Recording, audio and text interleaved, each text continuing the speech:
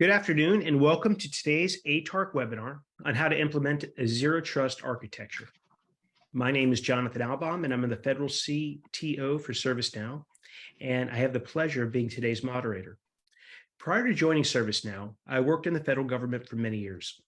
I was a CIO in different organizations, and throughout my federal career, my teams and I were always on a mission to modernize our systems, decommission legacy technology, and ultimately to digitally transform our organization so that we could become more secure. Now, cybersecurity is a tall order for CIOs and CISOs inside and outside the federal government. But for federal agencies, President Biden's executive order on cybersecurity created new requirements on top of the many requirements I had to deal with as a federal CIO. Now, among the most challenging of these new requirements is the transition to zero trust architectures. Zero trust is a term that everyone's heard. It's a super hot topic, but I don't think everybody really understands what zero trust means. Zero trust is not one project and it's not one technology. It's many projects, it's many technologies. And there are different models out there for us to think about how to achieve zero trust. The Cybersecurity and Infrastructure Security Agency, CISA, part of DHS, has a zero trust maturity model. They're actually now on version 2 of their model. And the Department of Defense has a zero trust strategy as well. Now, these are just two examples of frameworks that are out there that can provide guidance on implementing zero trust. Now, but understanding the features of these frameworks and other models help leaders to develop strategies for implementing zero trust in their unique environments. And that's some of what we're going to be talking about today. We're lucky to have a great group of cybersecurity experts to help us make sense of this hot topic. And we're going to have an engaging conversation with audience Q&A and some poll questions. And, there is an opportunity for everybody here to earn CPE credit. All you have to do is answer the poll questions to do so. Now, before we get started, I want to offer special thanks to Maddie Mitschke from ATARC and my ServiceNow colleagues, Alicia Puccio and Robert Walker, for helping to organize today's webinar. I'd now like our panelists to introduce themselves. So as I call your name, please turn on your camera, come off mute, and share a little about your background and the kinds of projects that you're working on today. I'd like to start with Michelle Thomas, who is the CISO in the Office of the Undersecretary at the Science and Technology Directorate at DHS. Hi, Michelle. Thank you, and hello. Hello, everybody. I am indeed the new CISO at the Science and Technology, or S&T component at DHS. And I've only been here for about 4 months, so I feel like I'm still drinking from the fire hose, but I've got some CISO-ness under my belt prior to this, so I'm ready. Well, it's great to have you, Michelle. Thank you for joining us. Next, I'd like Alper Kerman, who is a security engineer and project manager at the National Cybersecurity Center of Excellence at NIST, to come on and share a little bit about his background. Sure. Thank you for the invite. Pleasure to be here participating on this panel. My name is Alper Kerman. I'm the principal lead for zero trust efforts at NIST and NCCOE, also the project lead on the NCCOE ZTA demonstration project. I've been with NCCOE since 2018 and actually been leading the zero trust efforts since we started researching zero trust at NIST and NCCOE. Pleasure to be here. Thank you, Alper. Next, Jerry Karen, who's the CIO at the International Trade Administration at the Department of Commerce. Hi, Jerry. Hey, Jonathan. Good to see you. Yeah, I'm on month 4 here at International Trade, so new to the organization, but starting to hit the ground running. A lot of modernization. Fortunately, we're all in the cloud, undertaking some efforts around zero trust as well. So prior to that, 2 years at Department of Health and Human Services, Office of the Inspector General, and then prior to that, 20 years at Department of State. It's great to have you. You have a great zero trust story to tell from your HHS days, and I think you have a lot to teach our audience today. So I can't wait to talk with you about it. And last, I'd like Joe Lewis to come on. Joe is the CISO and director at the Cybersecurity Program Office at the Center for Disease Control Prevention at HHS. Welcome, Joe. Thanks for having me. Glad to participate. So as Jonathan mentioned, I'm the CISO at the U.S. Centers for Disease Control and Prevention. I've got just a few more months than Michelle in this role. I've been doing this for about 6 months now. And prior to that, I spent a year and a half at the Department of Energy. And prior to that, I was a Department of Army civilian for about 11 years. So heavy IT operations background, moving into cybersecurity within the last 4 or 5 years. But we are amidst, like everybody else, the Zero Trust journey. And so really looking forward to the opportunity to talk about it. That's great. Well, you guys all seem to be relatively new. Many of you are new in your roles. Your experience, speaks volumes, and I think that's really going to inform our conversation this afternoon. I want to get the panel started though with a poll question.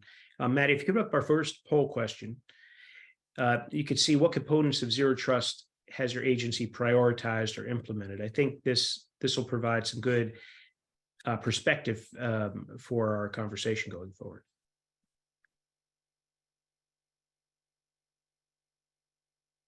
All right, poll questions will come back in a minute or two, but I want to get our panel conversation started with a question for everyone. But I'd like to address it first to Alper.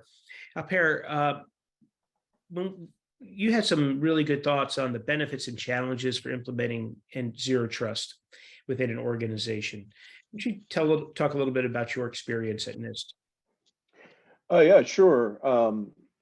Actually, in my intro, I sort of mentioned about it. I lead the NCCOE ZTA demonstration project, and so we're involved. We've been involved in it since July, in terms of getting building example implementation since July of 2021, which is when we launched the project. But yeah, there's some aspect of there are benefits, obviously. The one that I'd like to mention, the most important one, is sorry about that. Sorry about that. The one that I'd like to mention is improved security, right? It is a kind of strategy that actually becomes even more robust, as over time, because we collect, as a result of the strategy, we collect logs, a lot of data points, and we're able to create more granular access policies and able to protect our environments even better as we go into the future over time. And so it's a resilient security strategy. From that perspective, it becomes more robust over time. But it's also a resilient strategy that's appropriate for today's environments, hybrid environments, right? Because these days we access resources from all over the place, right? We telework, remote work, and we access resources in the cloud. We access resources on-prem and anywhere in between. And so there are some aspects of that from improved security perspective. There is also implementing it, will give you increased visibility, because you'll know where your devices are exactly, who's using them, how they're being accessed. So there's a benefit to that, because then you can track the security posture on each of those resources, devices. In looking at the system model in the pillars, you have to know what your data is. You have to know who your users are. You have to know your devices. You have to know a lot about your organization. And I think there are times where we don't know nearly what we think we know about our environment. So, maybe building on that a little bit, Jerry, I know you have tons of experience with Zero Trust. What have you seen in your journey in different organizations, and either in terms of learning and understanding the environment, and where are you in your new job in doing so? Yeah, it's interesting. People talk about Zero Trust sometimes, and they still talk about getting rid of the castle and the moat, or like I like to say, the Tootsie Roll Pop of security, hard outer shell, South GUI center. But they still kind of float back towards that castle and moat concept, like everything's managed. I'm not managing everything. I have public accessibility for some of my applications because we deal with the public and things like that. So I'm not going to manage every device that is trying to access data. So, you know, sometimes you got to remind people there's those other use cases. It's not the castle and moat. Keep thinking wider. You were just talking about it, Jonathan. It's understanding your data flows. You know, we have network flows and things like that, but that's not the same as data flows. Sometimes I've learned, you know, in past lives, system owners really don't know how their data flows. And if you don't have that baseline, it's going to be awful hard to protect things when things go sideways, because you don't have that baseline. I think the other thing is there's a lot of capabilities that people have within their means already today. And doing that as is and assessing against the DHS maturity model, how you're doing, if you are doing some of the things, is very important, because, you know, I don't have an income coming in. I'm not making a profit. I want to make the most of what I have. So really doing that as is assessment, understanding what your maturity is, if you are doing some of those functions and features, and then where are my gaps, and then really looking at how I fill those gaps. A lot of people start with identity, which is fine. Yeah, no, I just want to say, Jerry, what I love about what you said was, you know, there's recognition that there is a lack of understanding about how the data or the work flows through an organization. That is inevitably one of the challenges implementing a new system, upgrading workloads, delivering better technology solutions. Well, we don't know what we're doing today, you know, or what we're doing today mimics a process from, you know, a paper-based era that's long since gone. And so we've hacked around and made solutions, and there's no documentation. So the pre-work to prepare for zero trust has lots of benefits that go well beyond just great security. I'm going to know how my organization works, so I can respond in a time of crisis, or I can implement new technology. Michelle, I saw you shaking your head. I think you may have been agreeing. I'm curious what I was. And then Joe, I'd love you to help with that. I think it's an understatement to say that any of us, and he mentioned system owners, for example, but it's impossible to know everything, but it is possible to document as much as possible and to understand as much as possible. And I think if we just look at past breaches, we can easily see where obviously somebody didn't understand how something functioned or didn't do something that they were supposed to do as a system owner, for example. I think one of the other hidden benefits that I haven't heard mentioned here is there are some hidden cost savings sometimes. So what I'm talking about here is those of us that are coming into zero trust newly, if you will, or who haven't fully implemented all the things that we are directed to implement, like CDM solutions across the board, for example. If we haven't done that, or if we did that very long ago, and some of our applications for those solutions are actually now legacy, because if you think about it, CDM is over 10 years old, right? So this is an opportunity to possibly replace them with a zero trust solution or technology that might do what the old solution did for less cost. It doesn't always happen that way, I realize that, but there are some opportunities because I've found some where I am. So I want to mention that it's not all negative. Yes, I don't think it has to be negative. There are, and I think, coming out of this, Joe, I'd love you to comment on this. The selling these ideas inside the organization isn't necessarily easy, but when you talk about the positive benefits and cost savings, people love cost savings. It's a way to get folks on board and maybe even money for investment. I know, Joe, you're new in your role, relatively speaking, and I'm curious what's working for you and how you're talking about this across CDC.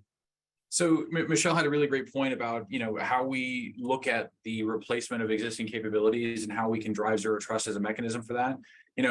These are unfunded requirements, and I think a lot of people don't recognize the immense amount of pressure that we get to implement these things without the requisite funding to satisfy those requirements. And so the way we've approached it, and much to Michelle's point, is we are modernizing legacy applications and tooling with zero trust in mind. And so what that does, and it's another undersold benefit, is that it gives you a overarching strategy by which to approach the deployment of tools and capabilities, right? Because every week we've got new tools. Every week there's some new vendor that'll come out and say that they can solve all your problems tomorrow if you just sign on the line that is dotted. But in reality, what we need is we need a strategy on how do we approach, one, development lifecycle as we deprecate old capabilities. When we go to generate requirements for the new capabilities, now we have an additional set of requirements that helps drive our purchasing decisions. But in terms of selling it across the agency, that's a really interesting point, because to your point, I don't think it's not, certainly not sexy. It's certainly not easy to have that conversation. It's not something that I think we can clearly articulate from a maybe an interest standpoint, but you can talk about the value that it brings. Right. And for me, it's one of the cornerstones of my approach as a CISO is having value-driven conversations around cyber, and how can just plainly put, cybersecurity is a cost center on the profit and loss, right? The only way we get to operate a cost center is to derive value for those that are out there generating the mission, right? And so since we don't do the mission, we have to derive value for those that do. And that's the way I approach this, is approaching it from a value proposition on all the things that we can provide. Yeah, I love that. We talk about value all the time, as if a company doesn't talk and sell the value, their products and services are never going to get really embedded inside an organization. And if you're at the CIO, the CISO, a leader in IT, you don't talk about value, you're just viewed as overhead and a cost center. And no one wants, they'll give you as little money as necessary to keep the lights on. So I think that's a winning approach, value that can include the cost savings that Michelle was talking about. It can include the better understanding of your environment so you can go fast at different times that Jerry was describing. I love that you brought that up, Joe. I want to continue to remind everybody that there are questions that you can submit questions for our panel. We've already had a couple of questions come in. I want to refer to one quickly before we move on. Person asked, what are the recommendations for zero trust manufacturers to showcase products? And Jerry was kind enough to point us to the ATARC Zero Trust Lab. Do you just want to say what that is, Jerry? Yeah, it's an effort we have. We're currently in phase 2. Phase 1 is we had about 70 vendors or so participating, and we allowed them about 75 minutes to showcase their zero trust solutions. But now what we're asking is for a full lab across all pillars based on the use cases we're providing, and to show us end to end the art of the possible for zero trust. I think we got about 10 integrators right now that are partnering with the different solution providers and things like that. And getting ready. We're getting ready right now to start pre-screening some of those to make sure that they are truly showing us and going through all the use cases that we're asking them to do. And then we'll see some scheduled in the coming month or weeks. Yeah, that's very good. How can someone from a manufacturer who's not part of the lab today begin to? Yeah, the information is on the site. If you go to atarc.org/ATARC-0-trust-lab, the information is there. We're taking anybody that's not participating today. I think our cutoff date is June 16th, and we'll be closing the group to anybody else that wants to participate. But there's still time if you're interested. Well, very good. I want to just build on something you mentioned there. You talked about the pillars of zero trust in the system model. So what can organizations do to best determine where to start with those pillars? What are which ones are best suited for an organization that may be less mature in its zero trust journey, or are they all equal? I tend to think they're all equal. They all have to work together at the end of the day. That's the main point. But I think doing that as is, as I was talking about before, and understanding what you have and what you can do with what you got, and then understanding what your gaps are, kind of helps dictate. my previous position, what we did is we went through that exercise. We looked at all 70 functional capabilities, rated them on the maturity model, if we were doing them or not. If we were, what maturity were we at? Then we mapped like, all right, what project do I need to get to the next level of maturity? And then we kind of developed our roadmap. But I said, all right, we have 5 foundational projects that we need to do. One of those was data integration. I have a bunch of siloed tools. I'm going to need data and telemetry to be able to make decisions on what policies to trigger and when. So integrating data together from those different silos so I can get a full visibility of my operational risk posture, things like that. Doing data mapping, understanding where data is going. And that's going to tell me who's accessing what data and where it's at and where it's flowing, what's triggering it to move and things like that. So there's definitely some foundational projects that you can find and build off of. But definitely, I think doing that as is, we're all going to be different. I think at the beginning. What you're describing there, you're cutting across multiple pillars. You're talking about the users, you're talking about data. The data resides in a system, it resides on hardware. You're starting to grow your understanding of the organization by a project like that, which is a really, I think, intriguing approach to get started. As some might say, well, I'm going to create a repository of all my software, and then I'll create a repository of my hardware, so on and so forth down the line. You're taking a more integrated approach, and I think that's important for some to consider.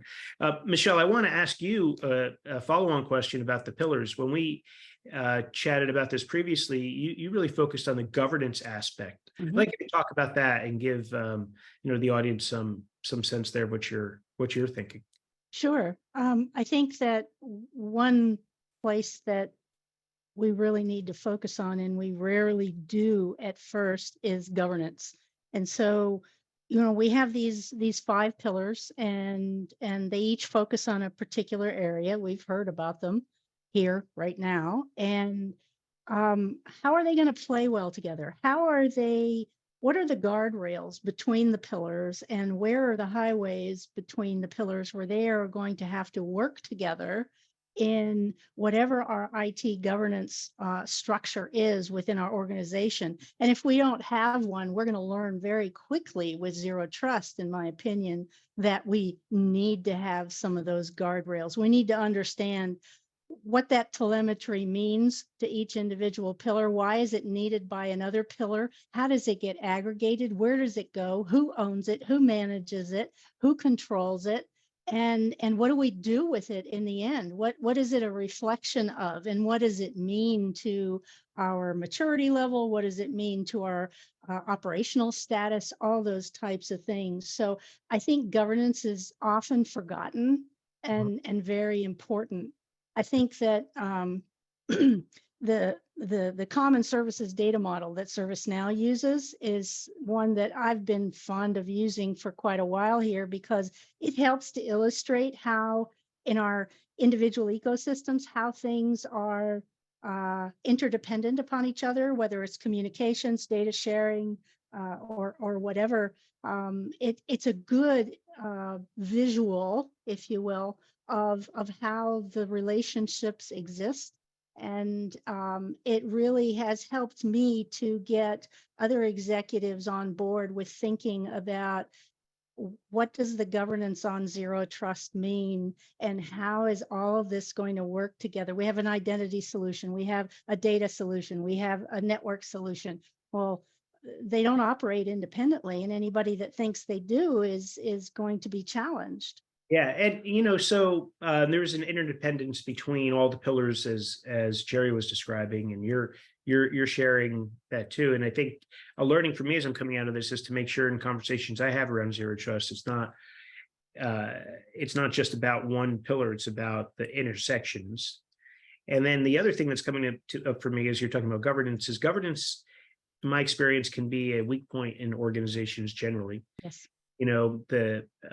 So maybe there's a governance muscle that we're building through these mandatory processes, this mandatory exercise as well. I think there's actually an American governance muscle. And what I mean by that is, early on in my career, when I was at the Treasury Department, I was very engaged in the international standards community. And I used to attend ITU meetings and other meetings in Europe and in Asia. And one of the things I quickly learned is every other country thinks about how to do something before they actually do it. And I was constantly reminded, you Americans just do it. And then you think about what you did wrong. And then you go back and you fix it and you waste time and money. And that was their impression of us. Mm. But it rings true sometimes. It comes back. There's some upfront work to be done. Again, go back to Jerry's comment. If you understand how the work and the data flow through your organization, you're better prepared to manage these kinds of comprehensive projects. Joe, and then Alper, what's your take on getting started, and what's the governance at CDC today? And from a Joe, Alper, when we get to you from a NIST perspective and a Center of Excellence perspective, are there recommendations around governance? Think about that as Joe begins. So we like to jokingly refer to governance little g, not big G, because the worry is that, especially in the federal space, we're very good at creating bureaucratic processes that are often inhibitors to the agility and the things that we need to execute in a rapid fashion. We're living in a world now where by the time a technology has hit market, we're trying to, and I'm loosely referring to things like AI, where we're trying to understand that technology, it's already iterated and it's ready to go into its next iteration. And so, when we talk about governance, we talk about the little g governance, right? We want governance light. We want to be sure that we're not negatively affecting the ability of the agency to iterate. CDC is a science and data-driven organization, and there are some compelling things happening in our agency right now that if we had heavy-handed governance and if we were too overbearing, we would stifle some very real and critical science that needs to take place. And so, I always love to talk about the little g, right? But I'll tell you that we do have governance in place. We have local governance for IT and data procurements that then flows up to an agency-wide board in which myself and the CIO sit, and we make risk-informed decisions on how we arbitrate these procurements from an IT and a data and just a governance perspective. And I will tell you that I love to talk about risk, because I think cybersecurity, when we talk about risk, we're often conflating compliance with risk. And in reality, risk is probability times impact. And you can't define impact without understanding the impact to the mission and the impact to the organization. I think understanding that calculus, taking it truly into account, we'll find that we're gonna make more risk-informed decisions to allow mission to happen, as opposed to being draconian and saying no because requirements or policy or whatever says that we can't. So that's how we approach it, very much from the governance light perspective, so that we're not inhibiting the science. Yeah, very good. Can't get in the way of science. I was told that many times by scientists at the Department of Agriculture. Don't stand in front of science. Alper, what's your take on governance? Any best practices from NIST, or other thoughts on getting started with Zero Trust? I think, thank you. I think my panel's already covered most aspect of it. And of course, my role in the organization is more from a research perspective. I'm not involved with the team that really secures our environments and implements Zero Trust strategy. We are in communication with them, but I don't dip into those aspects. But governance obviously is a very important area, and really it's in the heart of everything, right? Everything that we want to secure and how we want to secure them. What is our risk tolerance of how we secure those, what we want to, our high value assets. It's very important, and there has to be a thorough planning in place to achieve that, thorough analysis in place to achieve that when you're migrating toward Zero Trust. And as far as the pillars go, I don't see that any difference whatsoever between the DoD or the CISA's Zero Trust or maturity model and the DoD Zero Trust strategy. The only difference is that a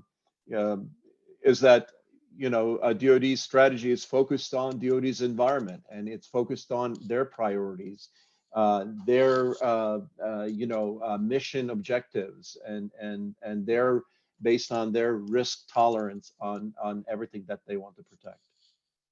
Very good. I wanna ask Maddie if she could put the interest of the responses to our first poll question up. Just wanted to see where the audience was in terms of getting started with zero trust or priorities, how that ties to what we've talked about. As we wait for that, we're going to jump over some questions from the audience that we have as well. So, what we have this question about what operational zero trust looks like. After years of planning and thinking about hard questions, excuse me, what are the steps that are not linked? I'm sorry. What are the concrete steps that are not linked to identity or endless data tracing studies? I don't mind answering that if you don't mind. Go ahead. Yeah. Right. So the way understanding the as is, as Jerry talked about, super important. But I tell you, the way you get yourself into a zero trust in an operational way is you modernize your way into it, right? So as you're doing new system developments, new system deployments, is particularly in cloud, where you have the ability to be really dynamic and to execute things quickly.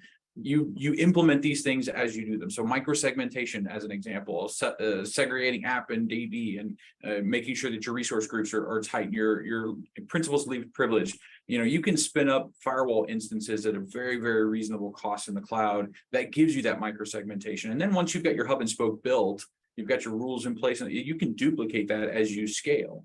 And so for me, from an operational perspective, the best way to do it is just to do it, right? You just, as you're spinning up, as you're doing cloud migrations, as you're looking for opportunities to deploy new apps, do so with zero trust in mind, and just start cataloging. That's how you operationalize it, rather than just studying it to death and never getting there. Very good. I just want to note that the poll questions came back up, and while there was multiple choice, user device authentication is seems to be the number one priority, or the first place that people were starting, along with continuous monitoring, threat detection behind that, and secure remote access, and VPN technology. So it's a lot about who's on the network, how are they getting on the network, and things of that nature. So keep that in mind as we continue our conversation. And Maddie, if you could put up the second poll question for people to answer. So what's your agency's main consideration when selecting a technology vendor or for zero trust solutions?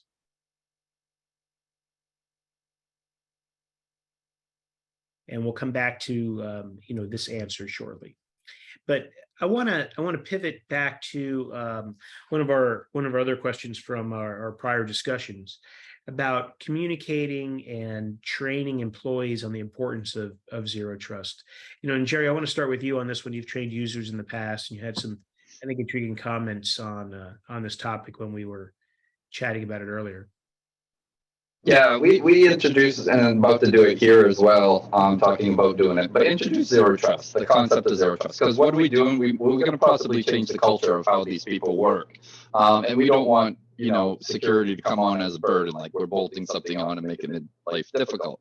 So one of the things is we talked about benefits. One of the benefits, we have technologies now. We're all putting everything in the cloud or going to the internet for most of our stuff.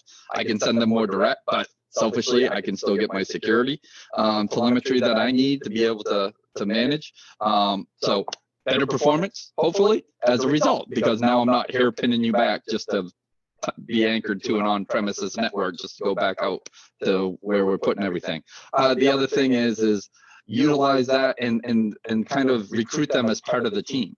Not ask how do they work, but how do they want to work. And capturing those requirements so that we can kind of make it easier for adoption. We've included your requirements up front. We're not, creating the security thing and then seeing how you like it. No, ask them how they want to work, especially since we're in this remote work environment today. And then the other thing is finding out, you're doing your data mapping and things like that possibly, but what data are they accessing when, and how do they want to access that data? And now you're kind of getting a validation that you have an inventory of your data and the data that they need, as well as you're starting to build personas as well. And those all go into your requirements as well, so that now you're not so much making it a security project, you're making it a modernization project. Or modernization effort, because there are benefits if we look at True Zero Trust and some of the technologies we can leverage, and we have their requirements, and building and baking those in really might help you be able to transform to a more modernized experience for the users. So adopting them in as part of the team and bouncing things off them continuously is really going to help. But we did a very early training, just to get that buzzword out there, help them understand that I'm not changing something tomorrow necessarily, but eventually I might, but I need your feedback and I need your input in order to make this successful. Because what happens usually, we'll do something for security's sake, but if the users don't like it, they'll either find a way around it, or it will get so politically tough that you're going to have to take it out. And then where you're back to step 1. 100% that, you need to socialize these ideas early on. I like how you tied it to experience. We might implement a new system, and you have a better experience doing this aspect of your job or being an employee. Back to the benefits and selling the value that Joe was talking about earlier. That's a nice way to do it. Michelle, on training, I know you had some thoughts about where it has to come from, how you work it out inside an organization. Why don't you share your thinking there? Sure. I've seen campaigns, programs, whatever we want to call them, fail because the training failed, because the executive leadership wasn't behind it. So I think training and awareness of what this is and what it means to the business, what it means to the mission, has to come from the bottom up, and then it has to come from the top down, and definitely has to include the stakeholders.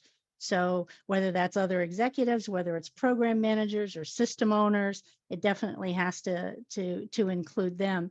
But if you don't have an executive sponsor, if you don't have that buy-in at the top, it's very difficult and challenging. And so I think trying to, talking about return on value, not just return on investment, what this means to you. I was in a discussion 2 months ago when I was brand new here with an executive who recognized me because we worked together in another life at another agency. And this person said, zero trust. So if we put that in place, would it have prevented that guy in Massachusetts from being able to do what he did? And I thought about it and I said, very possibly, yeah. I mean, we've talked about, he was working at home, he was doing this, he was doing that, but you stop and you think about it, knowing who you are, what you're able to do, what devices you have access to and can use, and what data are you moving around and accessing. Well, that's part of what zero trust is about. And it's an education. And I think quite often we fail to realize when we train people that you're not doing this because it is written somewhere. You're doing this because there's a benefit. And the benefit can be ephemeral or not.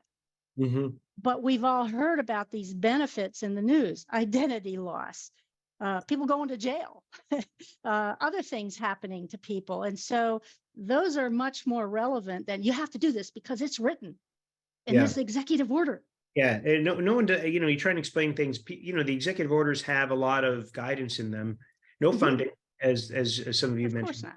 So for these executive orders to get real attention and long-term execution after the fanfare, you need to be getting people on board with the value, with the benefit, with the better user experience. What does it mean to me?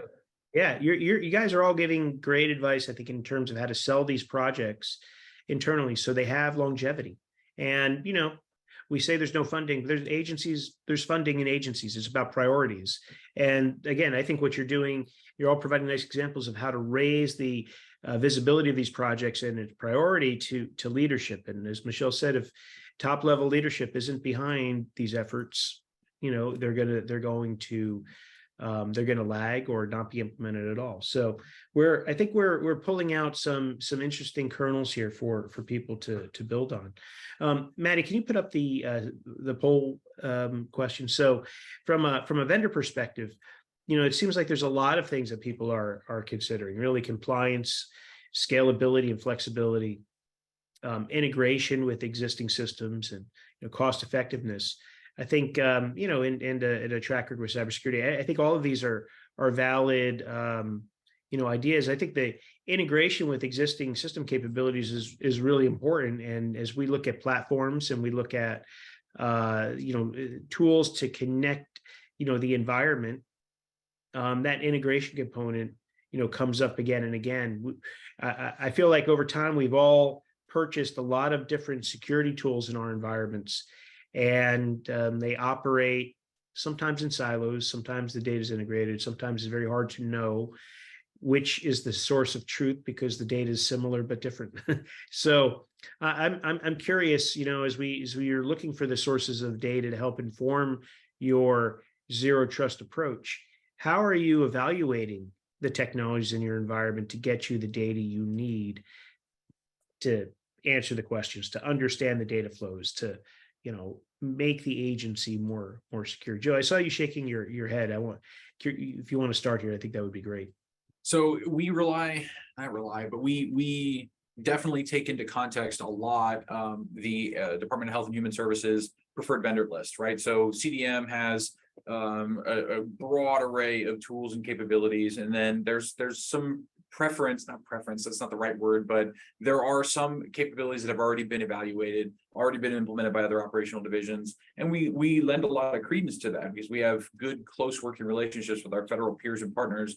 And frankly put, if somebody had a terrible time with the integration of a new capability, I'm going to be less likely to want to go buy said capability, even if it does support my zero trust maturity model. So, we rely heavily on the feedback of our peers and partners. And then really it's about scalability for me. We want to buy, procure, and deploy capabilities that are complementary to things like our CI/CD pipeline, so we can develop securely, we can deploy securely, we can provide platforms for new capabilities to be spun up with all of these security enhancements and all these controls and all these tooling in place. And so those are key drivers of our decision-making process. How does this support our modernization as an agency? How does this set us up for longer term modernization efforts? And we have turned away good capabilities because it did not fit well into our longer term, what we call our North Star architecture. But that's why the point I was getting to before: having a good strategy and understanding the direction in which you want to point your organization, and then using zero trust as an informer. I'd like to say that we inform our decision making with zero trust as a significant component. Software development, procurement, capabilities disposal, all of those things are all informed by our zero trust maturity efforts. So it becomes a guiding, you mentioned your North Star strategy. So zero trust sounds like it's at the center of it. And, the strategy is going to be influential. What tools you buy, projects you take on, how you prioritize your work. Or, is there anybody on the panel who thinks about it differently? Or, is this the kind of approach that you're all taking? I'm going to totally agree with Joe. He's got it. I think in addition to something he said, though, is I could go out and buy best of breed for every one of the 70 capabilities, but first, I won't be able to afford that, of course. But can you sustain that? Keep it simple. Don't overcomplicate it. I need to be able to sustain this. We look for the shiny object, and there's some great tools out there. But I think, like Joe, is if this is going to make this unsustainable for me to maintain and manage it, I'm probably going to fail and something's going to fail along the way anyways. So it's probably not worth it in that sense. So I like to try to keep things simple in doing in the approach to this. And I always ask, you know, is this something that we can sustain over time? Am I overcomplicated? If I get all those best of breeds, I have to care and feed for all those best of breeds, for instance. You know, it's keep it simple. Can it be sustainable? Is it scalable? All the great things that Joe said as well. But I just wanted to latch on to that. Yeah, no, it's good. It's a good addition. You know, I want to, well, let's just do a time check. We have about 15 minutes left. So, you know, in that 15 minutes, I want to talk about a couple other topics. Any, you know, misconceptions or things that you've learned along the way about zero trust. You know, we stated in the beginning, you know, zero trust isn't just one project. It's not one thing, but, you know, if it's anything, it's confusing. And people, as Michelle was describing at top levels of organizations, hear this term, they don't know what it is. So, Joe, again, I see you shaking your head. Why don't you get I get a little animated about this one in particular because zero trust does not really mean zero trust. That is one of the biggest misconceptions in this industry. We don't actually mean you're not going to trust anything. What we're really saying is we're going to explicitly trust things. We're going to arbitrate those individual. The way I discuss zero trust is we take that castle and moat architecture and we take that moat and we bring it around the individual resource. That's all we've done, right? We have isolated the individual resources from one another, and then we're arbitrating those connections, and we're making sure that they're secure. But for me, one of the biggest misconceptions is, well, zero trust means we don't trust anything. You got to trust a CA, you got to trust a token, you got to trust an API. I mean, there are things, but the way we do that is smartly, and it's programmatic too. We have criteria by which we make those trust decisions. and that trust may not be indefinite. You may you may allow access to a resource today because you need it, but tomorrow maybe you won't have access. So there's also a timing issue. You know, so conceptually, a just in time, you have access, and now you don't. So there's a whole workflow component. Back again to this theme of how does the work and the data flow through the organization? That's great pre-work to do as you encounter, you know, any zero trust project or any other digital transformation project, perhaps. So I think another learning for the audience thinking about, you know, these things. Alper, what do you think here? What did you learn as you got into this zero trust program? And, you know, obviously this is putting out guidance and perspective that the rest of the government's looking at too. Yeah, I mean, we've been obviously researching it since, you know, 2018. And so, you know, we've learned a lot about it. From our perspective, when we say, you know, the assumption is zero trust, we're talking about where you are on the network, right? You have to assume that you're basically on the internet, and you are on a network. There are bad actors, and they have malicious intent, right? And as long as you assume that, and you're automatically going to have more granular security you know, mechanisms in place, protecting resources where resources are located. And so then what you're doing is you're minimizing those implicit trust zones, because the assumption is that you cannot trust the network, right? So that's one aspect of zero trust. But going back to misconceptions, you know, it's not a product, right? It's not a product at all. In fact, it's a security strategy, and it's implemented in a tailored way based on your environments, based on your organization's mission, business objectives, workflows, et cetera, and all that. So there's no such thing as, you know, buy one ZTA and fits, you know, all sizes, right? So it's not like that. But the idea is that at the core of it, you never trust. You always have to verify every activity, and so it's a strategy that relies on a set of principles to achieve that trust. Michelle, any thoughts here?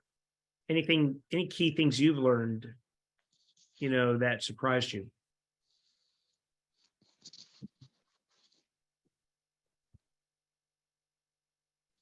Forgot to unmute myself. Not really. And what I mean when I say that is I've been in the cybersecurity world for a long, long time before, when it was called information assurance, and nothing really surprises me. The concept of zero trust, to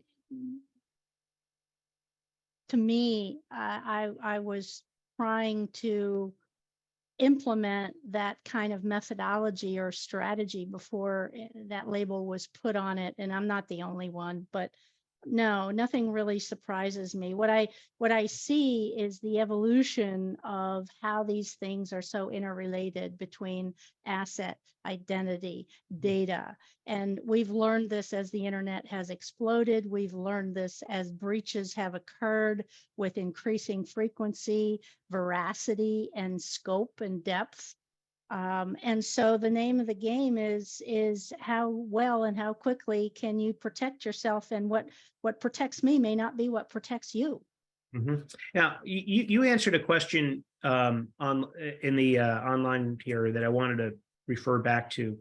Someone asked about the relationship between a strong CDM foundation and zero Mhm. trust, and you indicated, you thought that a strong CDM foundation would speed or support, a zero trust implementation. Can you talk about how in your organization, or where you were before, how those relationships existed and why you think that? Sure.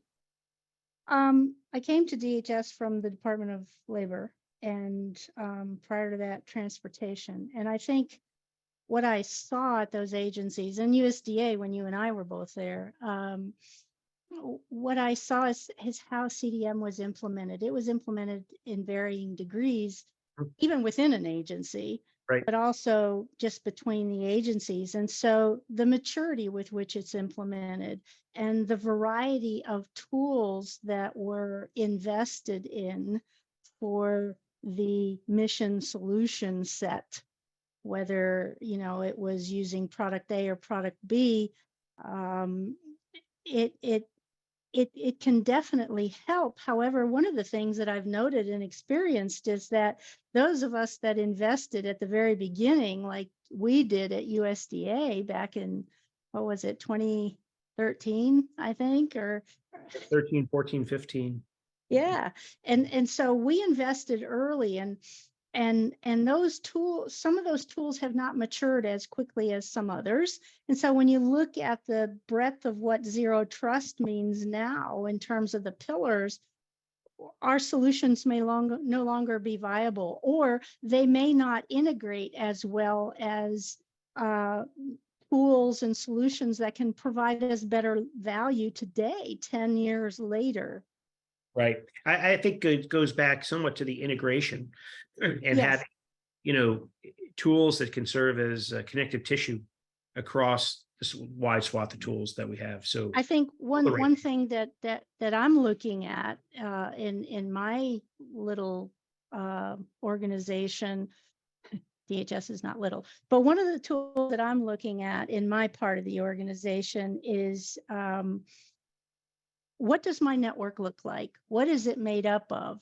And which tools are going to be more difficult or challenging to implement versus others that may offer an equal return on value? So when I look at the different capabilities that I have to address and the tools and solutions that I'm looking at, for example, for the identity pillar, am I going to have to use a product and integrate a product in completely different ways? Do I have to have a license for every user? And then do I have to have a license for every endpoint, for every resource? What does that mean to the integration? What does it mean to how it's going to work with everything else in the zero trust ecosystem with all the other pillars? How is the telemetry going to be shared if it has to be shared? And how is it going to be measured and all those things? So I think that we're learning as we go. And I think that the CDM program was a very good place to learn. And we've learned some very valuable lessons there. And some of the solutions are still viable today, maybe not all of them. Right. So if you have a foundation, you're focused on that integration, you maybe have a leg up. Sounds like so. I want to ask Maddie to put up our last poll. Our next to last poll question on challenges agencies and organizations have had. I'd like to see what comes up here and then conclude our conversation by talking about maybe some strategies to overcome these barriers. See what the answers look like.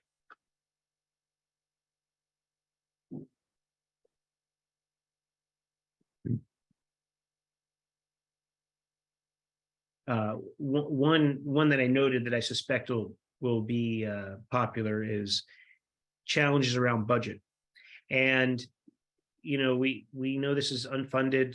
Executive orders don't have money. Jerry's, I think, has a lot of money, and not surprisingly, budget is the winner here, along with legacy systems that Michelle was describing to some degree before, and awareness. So we talked about training. So let's talk about budget for a second, and we'll come to Jerry because either he's got a lot of money or something, because he looks like he's ready to answer. But I'll note that the Technology Modernization Fund that's run out of GSA, they funded lots of projects in the past. On their website, they note 6 different zero trust projects that they're currently funding. And so Jerry's, I see his head, he looks like a bobblehead doll in agreement.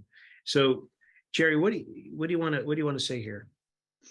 Oh, that was my parting gift at my last job, securing some TMF funds for Zero Trust. And then unfortunately I left. Talk about that process for anybody listening. How'd you go about it? Well, we saw a need. We put together, we did all the homework like I talked about at the beginning of this and everything. We had a strategy, we had a roadmap, and it's like, we could accelerate some of these things. We can only do so much with what we have. But if we had some extra influx of funds, we could accelerate something. So we made that business case. We followed the rules. You go to the website for the TMF. Everything's pretty much laid out for you right there. And we had we described our project. We had an idea. We had a concept. We had a strategy. And they look at the things that they believe they're gonna. It's like Shark Tank. What investments can I make that are going to be the most successful? And then you move through phases until you get to the final board and get now you're on your way with your project and funds, and once you agree to paybacks and all of that. But it is a payback. They're flexible on that, but it is a payback. Just realize it's not an influx of funds in a way that you got money now more money to play with. You're going to get audited, you're going to get tracked, you got to have milestones that you're reporting back on. But really, until that came about, we really had to look at what we were doing and reprioritize. Joe mentioned unfunded mandates. This is an unfunded mandate, but we have to do them. So we had to do a lot of reprioritization, whether that be we're going to push this off for a few months to get this started, because any progress is good progress in my mind. One step forward is better than not going forward at all. So incrementally, if you get something like TMF though, there's that can help accelerate some things by bringing on more resources, getting the tools that you need, things like that. So you really got to manage. We had a good portfolio put together, so we could really see where our resources were going, what our priorities were, and be able to readjust those so we could take on some of the low-hanging fruit projects that we wanted to do, those foundational projects that we developed that I talked about. Well, that's good advice for people that are out there. The TMF is not as mysterious as it was when it launched with the Modernizing Government Technology Act. But I know still there's some agencies that have been hesitant, but I think the example you just gave is it's a good pathway. And these are unfunded mandates, as everyone says, but you're under the gun to do them.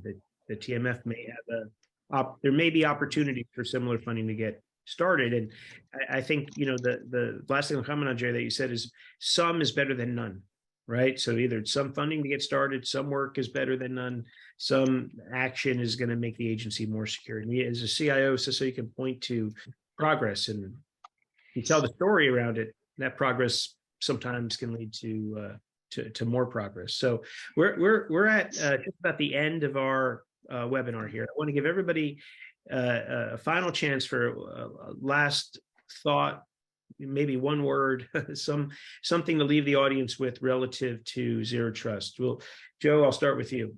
Parting thought, comment. If you can't have a value-driven conversation around zero trust, then you're never going to get adoption, or you're never going to get that coalition of the willing. And Michelle made a good point earlier about having executive support, senior executive sponsorship, and having that kind of champion is an absolute must. So Value, got that, and support. Michelle? Something similar, in short, zero trust is about people. Whether you get their buy-in, whether you engage with them as stakeholders in the solution making, it's about people. Very good. Alper? Relax, be patient. Zero trust is a journey. I love it. Journey. And Jerry, bring us home. Good luck. I would say it's not a technical project.